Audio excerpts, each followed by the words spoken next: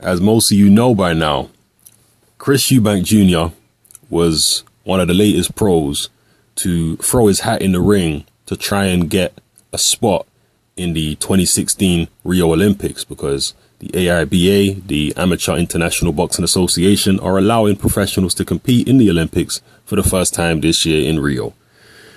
Now, Eubank Jr.'s application has actually been knocked back, so he won't be allowed to represent England in the Olympics. I think it's a good thing. I want to see more professional fighters' applications being knocked back by their national teams. This is what I want to see happen. That's what's happened to Eubank Jr. I believe Amir Khan also is unable to compete for Pakistan like he wanted to in the national team. But there are other fighters out there who have been talking about it. I mean, lately you've had people like Vasyl Lomachenko, Artur Beterbiev, and a number of other fighters, Vladimir Klitschko, obviously Manny Pacquiao. There's a whole heap of professionals that are interested in competing in the Olympics. We'll see where it goes with their respective countries, whether their national teams will allow them into the squad. We'll see. But the argument for pros in the Olympics is basically this. And if any of you who are, if any of you are for professional boxing in the Olympics, and there's anything I miss out here, then please add to it in the comment section below. But the argument for is basically that all these other sports like football, basketball, etc. have got pros in the Olympics. And what that does is it allows a situation where you can get high level competition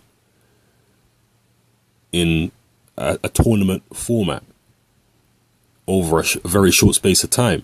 So if you had that with boxing, let's say you had all the top professionals in boxing going into the amateurs, into the Olympics, you could have fights happening which would have taken months or years, or years and years to make in the professional arena. But in the amateur arena, in a tournament, you could have all these top professionals fighting each other over the course of a few days, only in 3-round fights, but still you could see fights happen consecutively over a few days, which would have taken months or years to make in a pro ring. So that tends to be the argument for it. People want to see the high level competition minus all the politics that you get in professional boxing. But my argument against, and I'm just going to reiterate it, I'm sure you've heard it before, you've probably seen my videos on it. My argument against pros in the Olympics is boxing is a contact sport. It's a sport where you can do a lot of damage to somebody. And that's the difference between boxing and basketball and all those other sports. And also, professional boxing and amateur boxing are very different sports. The objective of an amateur boxing is to score points.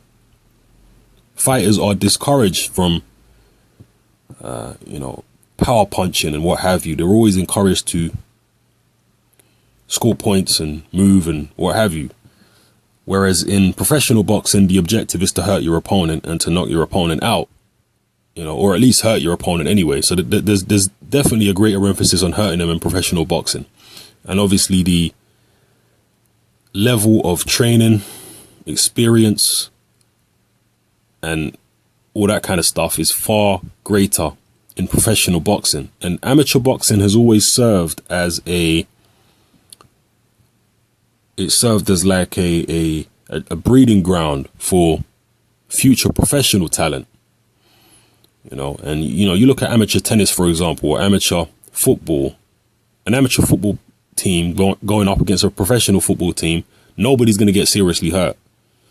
But a Vladimir Klitschko going in there against potentially an amateur with 30, 40 fights, maybe less in some circumstances. Imagine how easily Vladimir Klitschko would defeat somebody like that.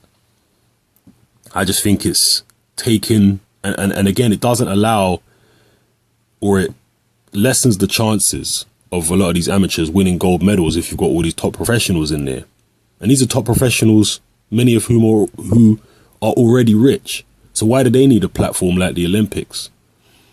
For these amateurs, if they win the Olympics, they're able to sign lucrative contracts. So it's a way for them to be able to secure their future by winning the Olympics, and then they can get a big contract to turn pro, particularly if it's somewhere like the UK. If you take that opportunity away from them, I think it's a bad thing.